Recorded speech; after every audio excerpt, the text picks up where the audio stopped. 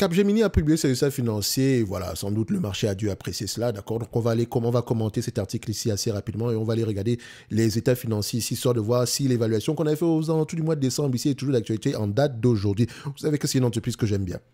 Donc, qui me semblait également intéressante, correctement évaluée ou sous-évaluée par rapport à la dernière évaluation ici, d'accord? Donc, Capgemini se positionne en tête du CAC 40 avec à peu près une hausse de 5% atteignant 216 € ici, suite à la publication des résultats solides. Dans le groupe publie ses résultats annuels pour l'année 2023, montrant une augmentation de 2,4% ici du chiffre d'affaires à 22,52 milliards d'euros, ce qui se situe dans la fourchette basse de ses prévisions de croissance de 4 à 7%. Ok, donc ce n'est pas trop ce qu'on attendait. Quelle est la raison?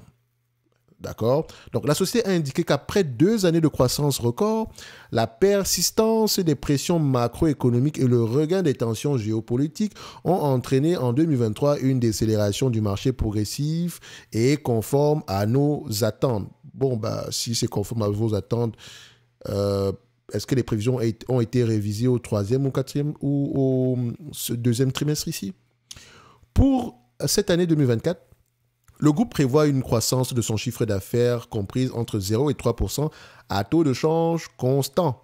De plus, l'entreprise anticipe une marge opérationnelle comprise entre 13,3% et 13,6% pour cette année comparée à 13,3% l'année 2023. À la fin du mois de décembre, Capgemini comptait 340 400 employés, soit une baisse de 5% par rapport au mois de décembre de l'année précédente. Pourquoi? Parce que si on a baissé ici, histoire de faire des économies, est-ce que c'est durable? Parce qu'il me semble qu'elle a besoin d'énormément d'employés ici par rapport à son activité. Donc, le conseil d'administration a recommandé un dividende de 3,40 € par action, donc à l'exercice 2023, contre 3,25 € ici en 2022.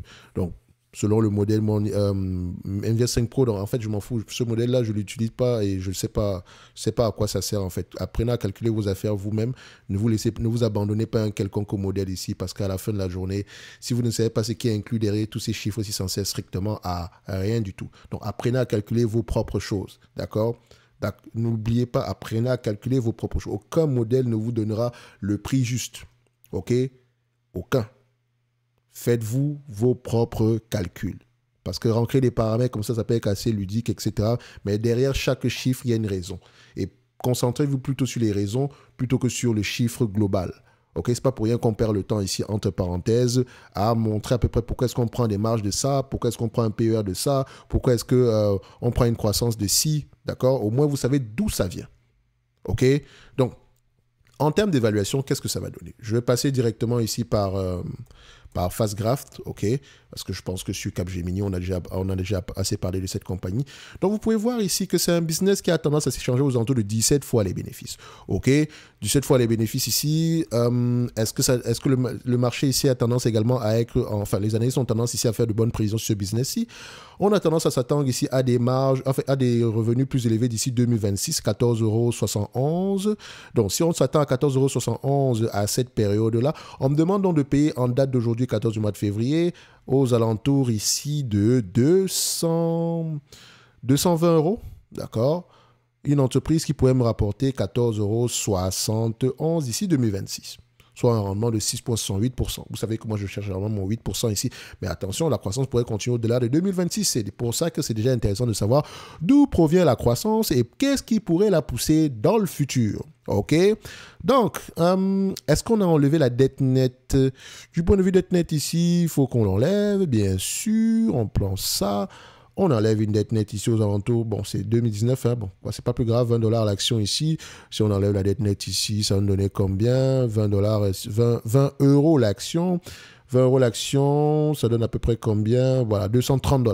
230 €. Donc, je dirais que l'entreprise est correctement évaluée ici en prenant en considération une certaine croissance. Mais maintenant, est-ce que l'estimation des analystes augmente ou est-ce qu'ils sont de plus en plus optimistes ou pessimistes? Légèrement moins optimiste. Je dis bien légèrement. Mais ça reste assez correct. OK? Donc, pour moi, je dirais que cette compagnie est correctement évaluée en date d'aujourd'hui. Et ceci n'est que mon avis et non un conseil d'investissement. Comme d'habitude, je me réserve le droit de me tromper. Je commentais juste cet article-ci. D'accord? Je n'ai pas lu les rapports financiers. Donc, je vous laisse le soin ici d'aller vous-même vous faire votre propre avis en lisant les rapports financiers et en écoutant les conférences call et non en vous limitant uniquement à un article qui peut sembler positif ou négatif. D'accord? Le questionnement, la curiosité libère. Maintenant, si tu me poses la question, ça va, mais pourquoi Thierry, tu n'as pas fait ça pour nous mâcher le travail? Frère, ça me présente au moins 2 heures du temps de ma vie, d'accord? J'ai déjà fait une vidéo sur Hormel Food ici aujourd'hui, j'ai lu les rapports financiers, ça va pour la journée, d'accord? Donc, un like, un abonnement, ça fait toujours plaisir.